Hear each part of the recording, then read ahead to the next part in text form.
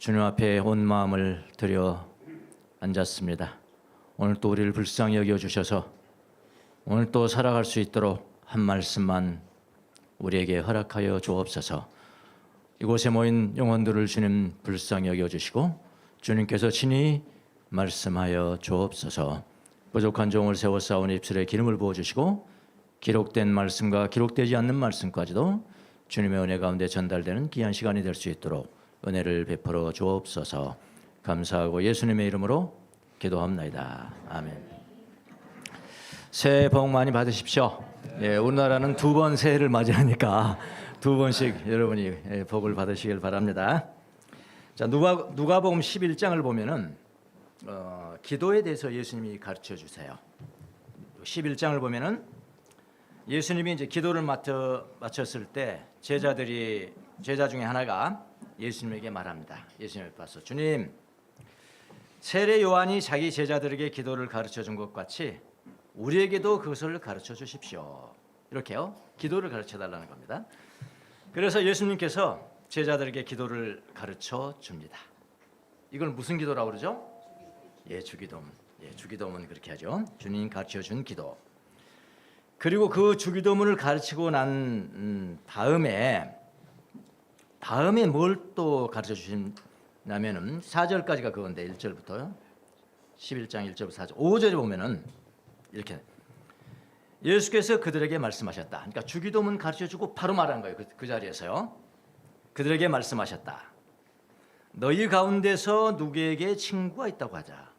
우리 여기서 매일 우리 읽죠, 이거요. 예. 성무일 또 매일 읽는 겁니다, 이거. 예. 이거 주기도문 가르쳐 준 자리에서 말씀하신 거예요. 예수께서 그들에게 말씀하셨다. 너희 가운데서 누구에게 친구가 있다고 하자. 친구가 있다고 하자. 그가 밤중에 그 친구에게 찾아가서 그에게 말하기를 여보게 내게 빵 3개를 구워주게. 내 친구가 여행 중에 내게 왔는데 그에게 내놓을 것이 없어서 그러네 할 때 그 사람이 안에서 대답하기를 나를 괴롭히지 말게. 문은 이미 닫혔고 아이들과 나는 잠자리에 누웠네. 내가 지금 일어나서 자네의 청을 들어줄 수 없네 하겠느냐. 내가 너희에게 말한다. 그 다음에 이제 나오는 거죠. 그 사람의 친구라는 이유로서는 그가 일어나서 청을 들어주지 않을지라도 뭐라고 그러나요? 귀찮게 졸라대면, 그래서 우리 새벽에 귀찮게 졸라대면 마침내 일어나서 그 사람이 필요로 하는 만큼 줄 것이다. 이렇게 예수님이 말씀하시잖아요. 그러니까 주기도문 가르치고 주기도문을 하는 사람은 누굽니까? 하나님 앞에 택함받은 자녀들이죠. 하나님 앞에 택함받은 자녀들은 어떤 자세로 기도를 해야 하느냐 하는 것을 여기서 지금 가르쳐줘요. 그러니까 한마디로 말하면 뭐라고 하냐면은 기도할 때는 이런 자세로 기도하라고 가르치는데 여러분도 잘 아시는 강청기도죠. 강청기도, 강청기도라. 이거를 가르쳐 주세요. 개역 한글에는요, 옛날의 개역, 지금은 이제 개역 개정이고 개정되기 전에 옛날 개역 한글에는 뭐라고 그러냐면은 이 기도를 강청기도로 번역을 했어요. 강청기도요. 근데 이걸 개역 개정을 하면서 간청이라고 바꿔버렸습니다. 강청이 나을까요? 간청이 나을까요? 강청이 낫습니다. 다 알아요. 평신도들 다 알아. 근데 위에 있는 목사님들은 몰라. 그거 왜 고치냐고. 왜 고쳐요? 간청 기도로 이게 번역을 했습니다. 그리고 우리가 사용하는 이제 새 번역하고 공동 번역, 옛날에 가톨릭 신자들이 사용했던 공동 번역은 뭐라고 했냐면은 귀찮게 졸라대는 기도. 귀찮게 졸라대는 기도라 그렇게 번역을 했습니다. 영어 성경을 제가 봤습니다. NIV 성경을 보니까 shameless audacity는 담대한 그런 이야기죠. 근데 그 담대한 것이 shameless니까 부끄러움이 없는. 담대하면 한데 부끄러움 없는. 이거 제일 무서운 사람입니다. 제일 무서운 사람이 부끄러움 없는 담대한. 예, 그렇게 번역을 아주 잘 번역을 했다고 생각합니다. 킹 제임스 버전도 마찬가지. 다른 단어를 썼지만 importunity, 끈덕진 요구. 헬라어로 보니까 아나이데야. 이거는 뭐냐면은 여기도 마찬가지고 부끄러움 없는 끈질김이라는 단어의 헬라어로요. 예. 그러니까 강청 기도는 택함을 받은 자녀들이 하는 기도입니다. 아무나 하면 안 돼요. 무조건 뭐 하나님 부르면 강처가 그게 되는 거 아닙니다. 앞에 전제 조건이 있어요. 하나님의 자녀면 택함받은 자녀예요. 예, 주기도문을 할 수 있는 자녀라고요. 근데 우리는 반대로 생각하고 있잖아요. 에이, 하나님을 믿는 자녀들이 좀 이렇게 좀 얌전하게 얌전하게 기도해야지. 강청 기도는 무슨 뭐 그렇게 하잖아요. 근데 반대입니다. 하나님의 택함 받은 자녀들은 이런 자세로 기도하라. 그런 이야기예요. 강청 기도 아무나 못하는 겁니다. 우리는 그러니까 예수님으로부터 적절한 때에 기도를 배우셔야 돼요. 가르쳐 달랬잖아요. 세례요한도 가르쳐 줬잖아요. 예수님 제자들 또 와서 가르쳐 주는 기도 가르쳐 주라는 거예요. 그러니까 우리가 예수님이 어느 때 나에게 무슨 기도를 가르친지 우리가 장창 경청할 수 있어야 돼요. 네. 다른 사람 몰라요. 자기는 알아요. 나에게는 지금 이런 기도를 가르치시네. 얼른 알아듣고 그 기도 돌아가야 돼요. 아무 때나 똑같은 기도만 할 필요 없어요. 기도도 많이 있잖아요. 강청 기도는 예수님께서 적절한 때에 기도를 가르쳐주는 그 기도를 배워야 됩니다. 그래서 그 때를 잘 포착을 해야 됩니다. 지금 주님이 저의 기도의 태도를 바꾸라고 하신지를 잘 강청을 하셔야 된다 이 말입니다. 그래서 강청 기도는 어떤 사람이 이렇게 이야기를 해요. 강청 기도, 강청 막 부르짖는 기도니까. 그러니까 강청 기도하고 이제 합심 기도가 다릅니다. 통성 기도가 달라요. 그 오해하신 분이 있는데 통성 기도하고 다릅니다. 강청 기도는 초신자 때 하는 것. 어떤 사람이 그래 제가 하는 게 아니고 어떤 사람이 그렇게 이야기합니다. 강청 기도는 초신자 때 하는 것. 그리고 묵상 기도나 침묵 기도는 장성에서 하는 것이라고 이렇게 단순하게 말하는 분이 계시는데 반드시 옳지 않습니다. 그건 옳지 않아요. 사람에 따라 다 달라요. 사람에 따라 다르고 환경에 따라 다르고요. 주님께서 인도해 주시는 기도의 방법이거든요. 그런데 저 같은 경우는 제일 처음에 초신자 때는 통성 기도를 많이 했던 것 같아요. 또 뭐 목사님 그렇게 가르치니까 저는 기도는 뭐 통성 기도밖에 없는 줄 알았지. 그리고 주여 삼창하고 주여 삼창하는데 처음에는 그 부끄럽지도 않더라고요. 근데 신앙 세월이 흐르면 흐를수록 주여 하고 제일 싫었어요. 아니 뭐 주님이 안 들으시나 뭐 소리치면서 저래 그랬거든요. 보통 이제 처음에는 저는 그랬어요. 그다음에 조금 성숙하니까 뭐 큐티가 나오고 큐티 훈련을 하고 그러면 묵상 기도를 한 다음에 그냥 묵상 기도를 했고 그러면 전부인 줄 알았지. 묵상 기도하면 최고의 기도인 줄 알았죠. 근데 나중에 또 공부하니까 영성신학을 공부하니까 거기는 또 contemplative prayer가 나와요.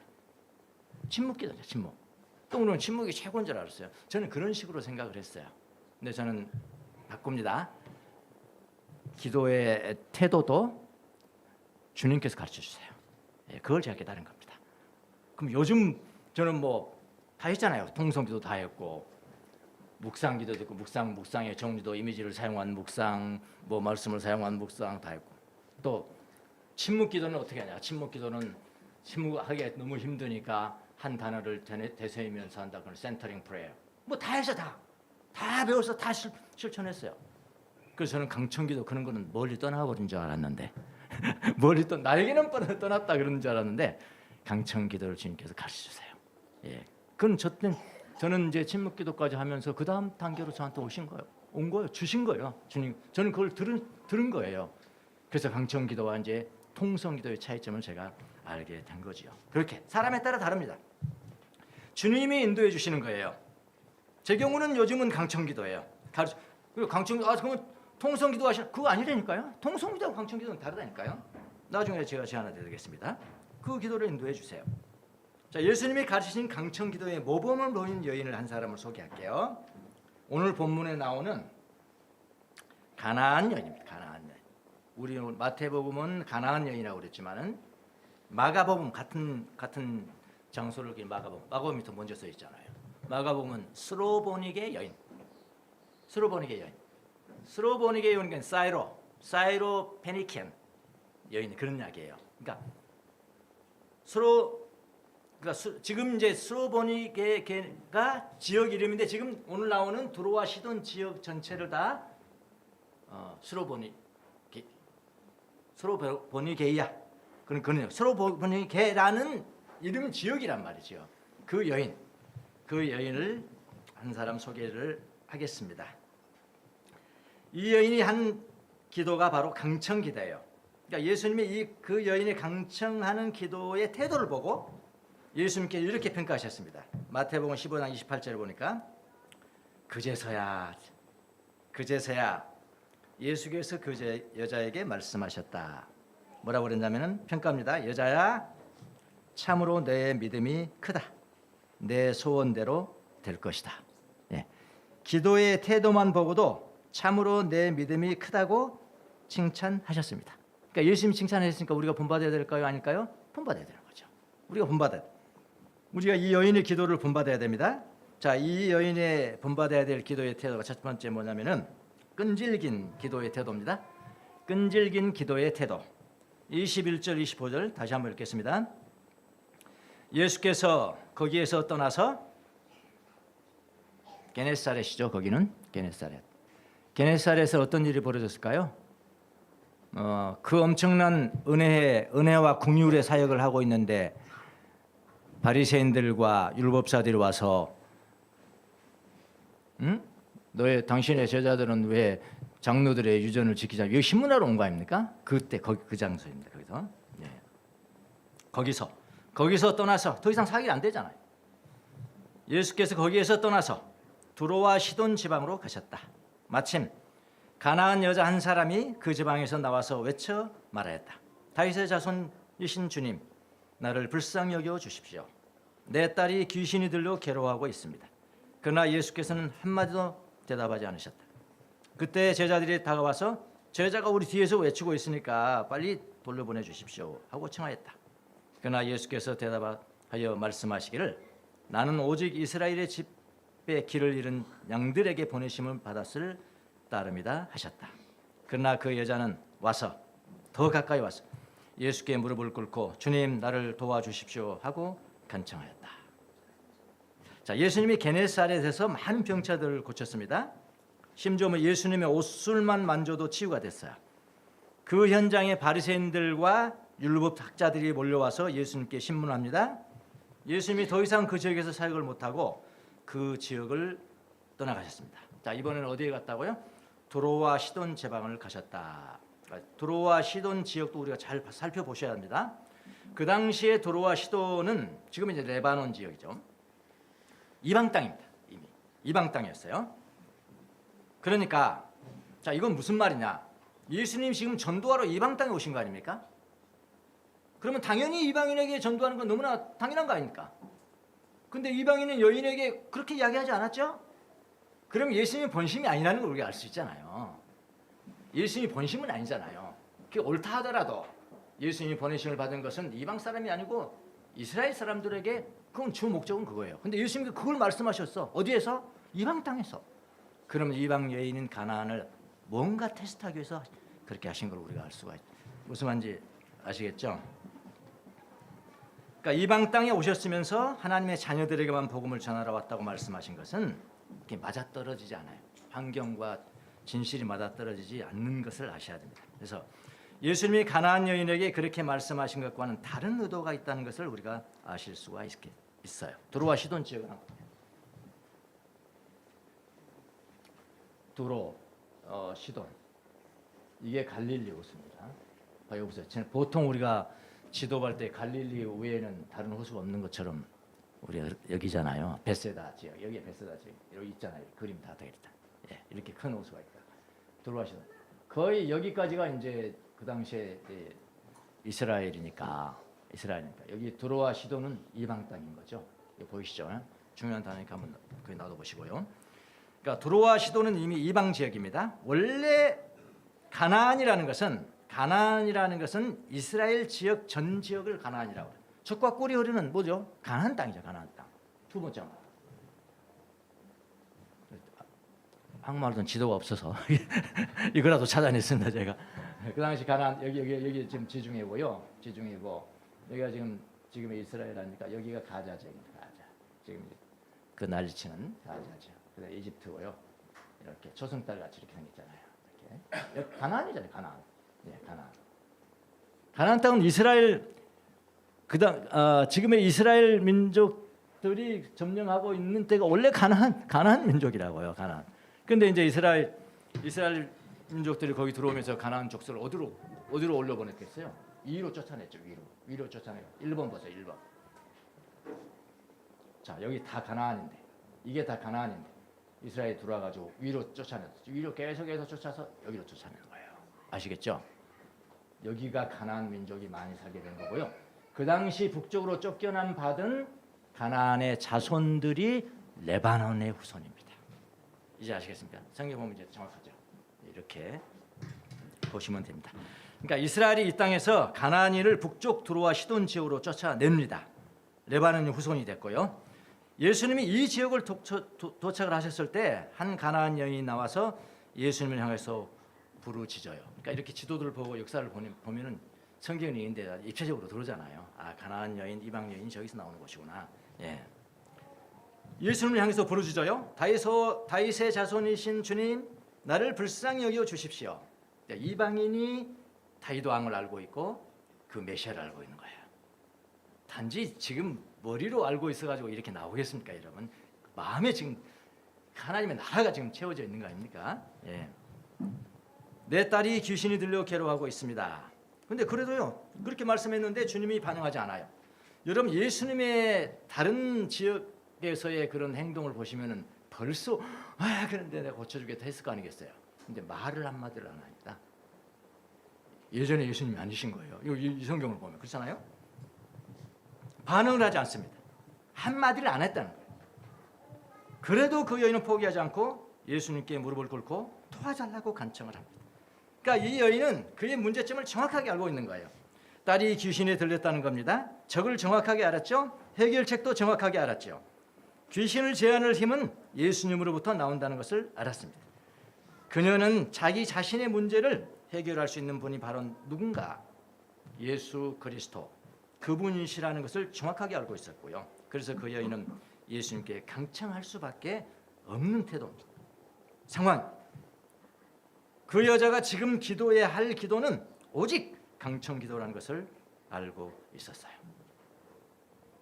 자기 기도의 때를 잘 알아고 있잖아요. 그러니까 우리가 삶을 살아갈 때 여러분 이렇게 강청 기도를 드려야 할 때가 반드시 옵니다. 나는 뭐 초신자 지났으니까 그런 거 필요 없어.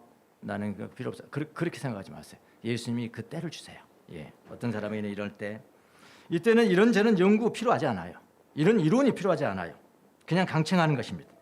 강청 기도는 통성 기도와는 조금 다릅니다. 통성 기도는 그냥 입으로 큰 소리 내서 기도하는 정도입니다. 내면의 상태는 별로 따지지 않아요. 그래서 통성 기도는 자기 중심적이에요. 통성 기도는 자기 중심적이라고요. 그러나 강청 기도는 내면의 상태가 중요합니다. 내면의 상태, 마음의 태도가 급박하고 담대하고, 아까 담대하다고 그랬잖아요. 응? 부끄러움 없는 담대함. 문제 해결의 방법이 이분이 아니면 안 된다면서 생각하면서 드리는 그런 기도, 그런 믿음을 가지고 드리는 기도. 여기서 제가 내가 옛날에 초신자 때 했던 통성 기도는 이 가나안 여인이 한 강청 기도하고는 차이가 있었구나 라는 걸 제가 깨달은 거죠. 예. 그렇게 우리는 정작 강청 기도가 필요할 때는 세상 방법을 찾게 돼요. 세상 방법을 찾게 되고 기도는 별로 또 안 합니다. 그리고 응답이 안 오면 주님을 원망하고요, 또 불평합니다. 강청 기도는 그런 기도가 아니에요. 예. 하나님이 가르쳐준 기도라고요. 강청 기도를 원하시면은, 오늘 당장 원하시면은 성무일도부터 시작하십시오. 저는 성무일도는 가장 강력한 강청 기도라고 생각합니다. 왜냐하면은 여러분 그냥 읽으려니까, 그냥 읽어도 된다니까 믿어지지 않는 거예요, 사람들이요. 아니 그냥 읽으면 되는 거예요? 읽으면 돼요. 좀 읽다가 좀 읽는 게 실증나면 외우세요. 암송하세요. 그게 잘 피부에 안 와닿는 거예요. 여러분 이거 그냥 깨어가지고 읽는 게 얼마나 중요한지 아십니까? 더구나 시편을 읽는 거예요. 성경을 읽는 겁니다. 그 성경 하나하나 그 약속들이 얼마나 많아요. 12편만 해도 약속을 손으로 셀 수가 없어요. 그거 하나하나 여러분 응답 받으셨어요? 아직 못 받으시면 계속 하세요. 죽을 때까지 12편 하더라도 우리 다 응답 못 받습니다. 네. 내 모든 죄를 용서하시면 용서함 받는 그 체험하셨냐고. 네? 내 모든 질병을 고칠 거다. 질병을 고침받는 체험을 했냐고요. 내 생명을 파멸해서 속량해 줄 거다. 그거 처음 하셨냐고. 사랑과 자비로 관을 씌워줄 것이다. 그거 처음 하셨냐고. 무슨 말인지 아시겠죠? 무궁무진해야 되는 거예요 이게. 그게 강청기도. 매일 하니까 강청기도죠. 담대하게 하니까 강청기도죠. 부끄러움이 없어요. 그냥 읽기만 하면 돼요. 읽는 거 실증나면 암송하세요. 암송하라고 때는 어떤 사모님 아틀란타에서 암송을 하고 있는데 막 죽겠다고 나한테 막 왜 그런 거 가르쳐줬냐고 불평을 하는데, 그런데 목사님 존경합니다. 제가 자유함을 찾았습니다. 성물도 그런 거예요. 시편은 그냥 읽는 거 아닙니다. 우리 읽는 것도 렉시오 디비나라 그냥 거룩한 독서라는 거지 않습니까? 다른 의미가 있는 거예요. 다 응답 받으셔야 돼요. 그래서 시편 암송하면서 시편이 그러게 나오잖아요. 응? 내가 뭐 하나님 나와 함께 계시면 내가 두려움이 없다. 그거를 내가 경험하고 살아갔냔 말이에요. 지금 두려움이 없다. 그거 경험하고 살아간 시편을 암송하고 시편을 읽고, 그게 강력한 강청기도죠. 예, 권합니다. 시편은 한 구절 한 구절 응답 받을 때까지 내 평생 좋은 곳으로 흡족히 채워주시는 분이시다. 내 젊음을 독수리처럼 항상 새롭게 해주신다. 그걸 응답하고 살아가시냐고요. 이 한 구절 한 구절이 기도입니다, 여러분. 그러니까 이렇게 강력한 강청기도가 있겠냐고요. 강청기도입니다. 통성기도하고 다른 것입니다, 여러분. 자, 여인에게서 본받을 수 있는 게 뭐라고? 강청하는 기도. 자, 두 번째 여인으로부터 배울 수 있는 게 뭐냐? 이 여인의 성품입니다. 성품 중에서 뭘 본받아야 되냐면 온유한 성품을 본받아야 돼요. 온유함. 26절 27절 예수께서 대답하시기를 아이들이 먹을 빵을 집어서 개들에게 던져주는 것은 옳지 않다 하시니 그 여자가 말하였다. 주님, 그렇습니다. 그러나 개들도 주인의 상에서 떨어지는 부스러기를 얻어 먹습니다. 자, 한 가만히 보세요. 이 여인이 지금 강청기도를 하는데 예수님은 그의 내면을 건드리세요. 내면을 건드리시는 겁니다. 무엇을 건드리는가 보세요. 그녀의 성품을 건드리세요. 성품을 건드리십니다. 여러분, 출신 성분 가지고 괴롭게 하는 것보다 그 치사한 거 없습니다. 내가 이렇게 동양인으로 태어나고 싶어서 태어났냐고요. 지구들은 뭐 백인으로 태어나고 싶어서 태어났냐고요. 어쩌란 말이에요, 그럼. 뭐 그걸 가지고 인종차별을 하는 거예요. 사람들이 얼마나 인종차별에 대해서 민감한가요, 여러분? 이제 우리나라도 그럴 때가 됐어요. 예. 거의 10%가 지금 외국인이라죠, 우리나라도요. 민감하죠. 그래서 하도 그리 민감하니까 인종차별을 처벌하는 법을 만드는 국가가 많지 않습니다. 우리나라는 아직은 아니죠. 차별금지, 그게 지금 국회에 가 있죠. 예. 근데 아직은 뭐 흑인 뭐 했다고 다른 형법으로 다스리는 거지 특별법으로 다스리는 건 아니거든요, 아직은. 예. 그런데 예수님이 바로 이 민감한 문제를 건드리면서 그 여인을 어떻게 해요? 테스트하시는 거예요. 아까 그랬잖아요. 이방 땅에서 뭐 이방인한테 개에게 주님, 그건 말이 안 되잖아요. 당신 왜 왔어 그럼? 이방 땅에 왜 왔냐고. 이방인한테 전도하러 왔잖아요. 근데 거기서 그 이야기를 하시거든요. 그럼 여인을 테스트하는 거라고요. 테스트를 하십니다. 근데 테스트 진짜 최악의 방법으로 건드리시는 거예요. 예수님이 이거 외에는 딱 한 번 이랬습니다. 예수님, 치사하잖아요. 최악의 방법으로 건드리세요. 그냥 이방이라고 해서도 민감한데, 나 이방인한테 안 돼. 그래서도 민감한데, 유대인 아닌 사람들은 다 이방인. 근데 뭐라고 그러냐면은 개들이라 이렇게 치는 거예요. 어떤 착각할 때 예수님 진짜 입으로 그러셨을까? 예수님이 그러실 분이 아닌데 정말 개라고 그랬을까? 여기 개도요, 학자들에 따르면 그냥 개 아닙니다. 집에서 애완견 아니에요. 애완견 아니랍니다. 여기 애완견이고 파리아 들개, 네, 파리아 들개라고 해석을 합니다. 소유자도 없고 거할 집도 없고 우물 먹고 똥 먹고 거리에서 배회하는 개들. 여기 사용된 개가 어떻게 보면 진짜 처절한 용어를 사용하시죠. 여러분 그런 용어 들으시게도 기도하시겠어요? 저는 안 될 것 같아요. 성격 지랄 같아서 안 될 것 같아요. 저는 안 될 것 같아요. 게으라. 내면을 도발하십니다. 예수님 왜 그러시는 걸까요? 그 여인의 믿음을 시험하는 거 아니겠습니까? 믿음을 시험하는 거죠. 그럼 성품과 믿음의 관계가 있을까요? 당연히 관계가 있죠. 당연히 관계가 있어요. 그래서 여러분 성품과 기도응답도 당연히 관계가 있습니다. 여러분 어떤 분 이런 이야기를 하셨어요. 미국 사람들은 새벽기도 와가지고 새벽기도 안 한대. 새벽기도 안 해요. 뭐 하는 기도도 있겠지만 이건 주류는 아니에요. 주류는 새벽기도 안 하는 건. 근데 우리나라 사람들은 새벽기도 하는 게 주류죠. 새벽기도 가서 얼마나 오래 열심히 기도를 하는지 그런데도 응답을 못 받아. 근데 미국 사람들은 생활이 거짓말을 안 하는 삶이야. 무슨 말이겠냐? 별로 화내도 안 내고 뭐 다 그렇다는 게 아니라 대충 그렇다는 거예요. 주류들은 그렇다는 거예요. 그러니까 그분들은 뭐 말날마다 회개할 필요가 없는 거예요. 내가 거짓말 한 적 없으니까. 내가 분노한 적 없고 온유하게 살았는데. 그래서 응답을 빨리 받는데 그러니까 새벽기도 안 해도 응답을 받고 살아가는 거예요. 그런데 우리는 열심히 우리의 성품을 먼저 가다듬고 그 다음에 내가 청혼을 해야 되니까 그만큼 늦어지는 거지. 그렇게 이야기는 하는 분들도 있는데 성품과 기도응답, 성품과 믿음은 대단히 관련이 있습니다. 여러분. 예수님이 그걸 테스트하셨죠. 믿음을 테스트하신 건데 뭘로 테스트하셨어요? 성품으로 테스트한 거라고요. 내면을 도발합니다. 조그만 일에 분노하면서 노여움을 극복하지 못했다면 그분이 가지고 있는 믿음이 온전한 것이겠습니까? 그렇잖아요. 온전한 것이겠나? 그냥 흘려버리는, 믿음 흘러가 버리는. 자, 이 여인의 대답을 한번 보십시오. 대답이 무엇인가요? 개라고 지금 칭했잖아요. 개라고요. 개다. 개라는 것을 그냥 인정해 버립니다. 그래 인정해 버리면 그는 분노할 필요가 없는 거야.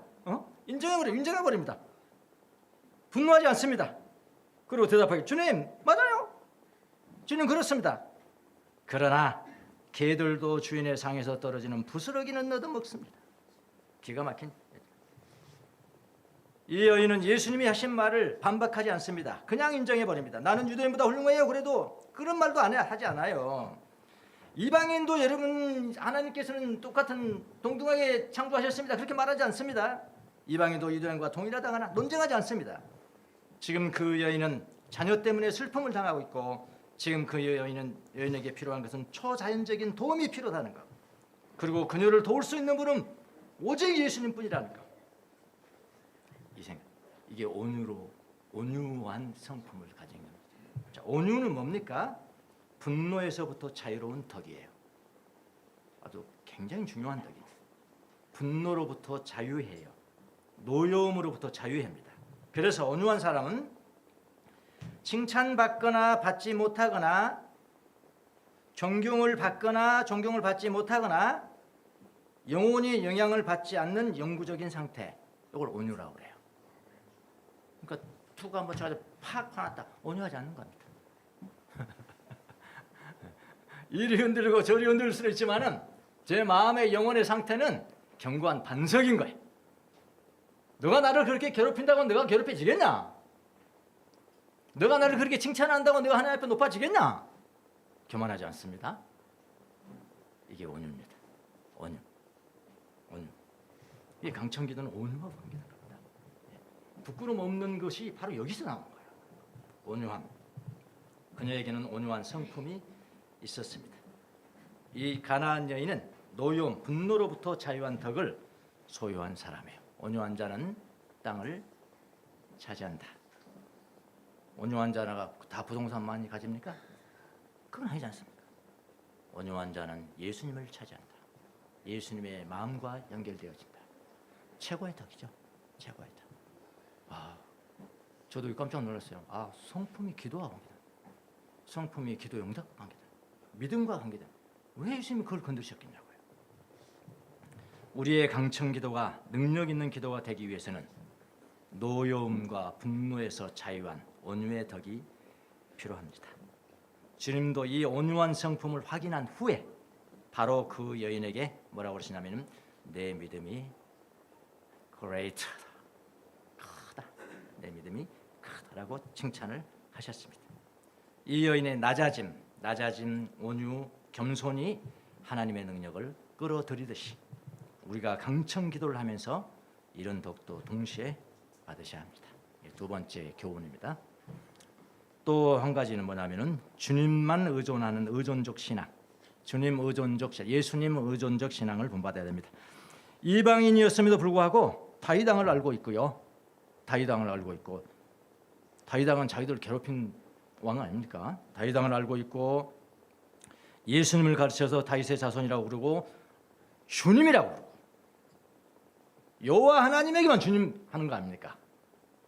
나의 주님 할 때는 나의 여호와 유일한 하나님이십니다. 그런데 예수님에게 주님이라고 부릅니다.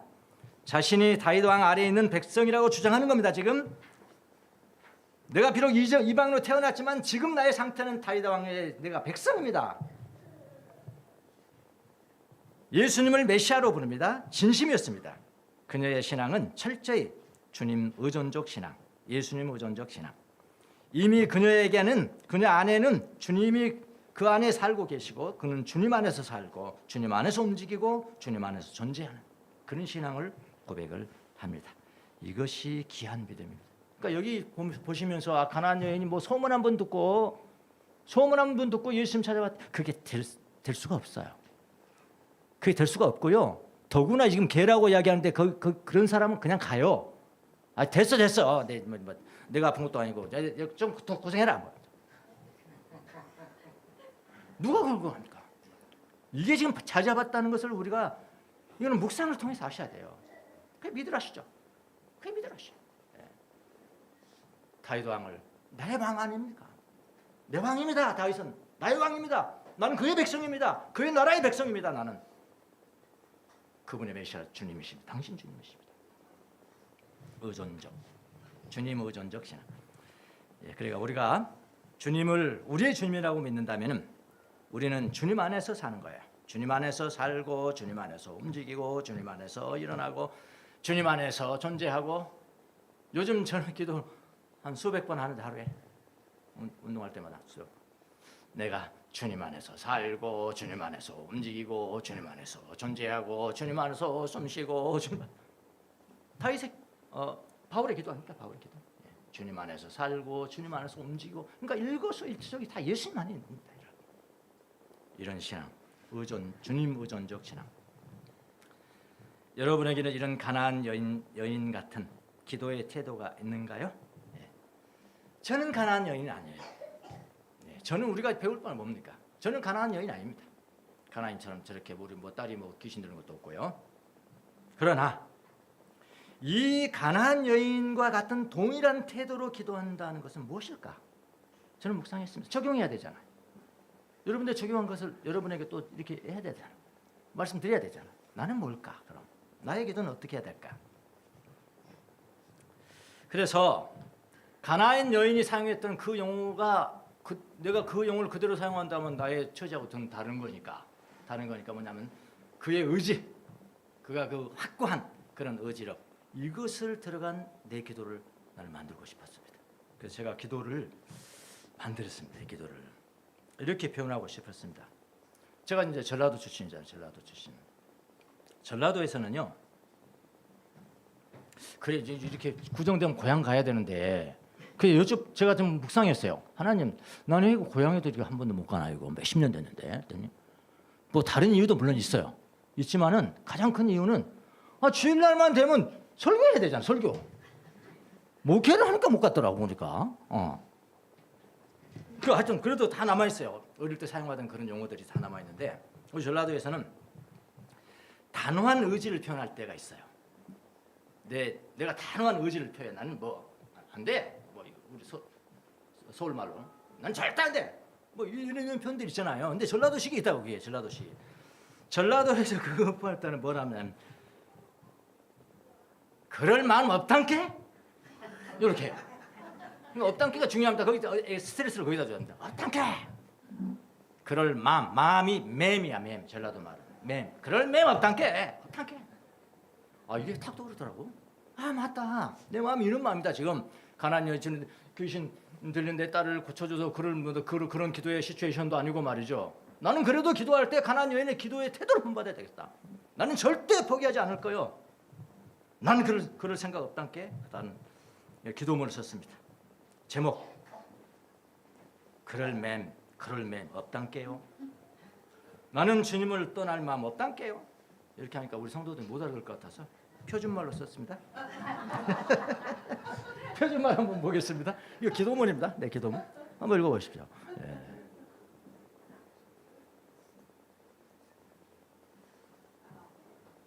안 보여? 읽어드리겠습니다. 안 보이면. 나는 주님을 떠날 마음이 없단께. 나는 주님을 떠날 마음이 없습니다. 그러니까 이때 제 마음을 여러분 아시겠죠? 나 눈물 흘리면서 걸어다니면서 했어요. 예. 나는 그럴 마음 없습니다. 가나안 여인의 태도에 기도의 태도. 나는 그럴 마음 없단께. 나는 성무일도를 쉴 마음이 없습니다. 죽을 때까지. 나는 주님을 사랑하기를 쉴 마음이 없습니다. 나는 주님의 집에서 떠날 마음이 없습니다. 나는 주님께 구걸하기를 멈출 마음이 없습니다. 나는 주님을 따르기를 쉴 마음이 없습니다. 나는 주님을 변호하기를 멈출 마음이 없습니다. 나는 주님의 집 사모하기를 버릴 마음이 없습니다. 나는 주님을 갈망하기를 멈출 마음이 없습니다. 나는 하늘나라를 변증하기를 멈출 마음이 없습니다. 나는 그런 맴 없단께요. 그런 맴 없단께요. 그렇게 썼습니다. 여러분 가나안 여인의 기도의 태도가 다 여러분의 태도가 되시기를 예수님 이름으로 축원합니다. 기도하겠습니다.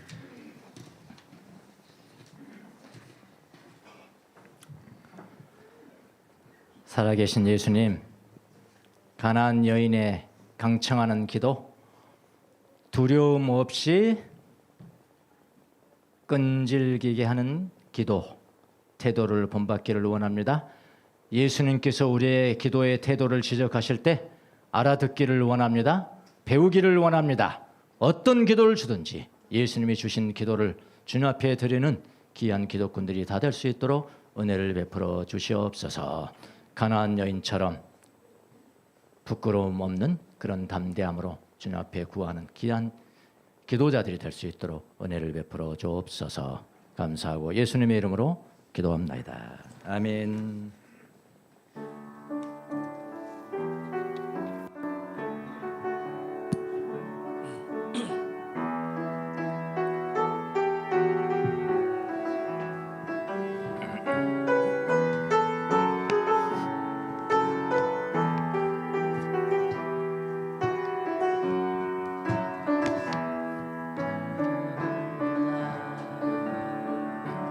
이 세상을 살아가는 동안에 나의 힘을 의지할 수 없으니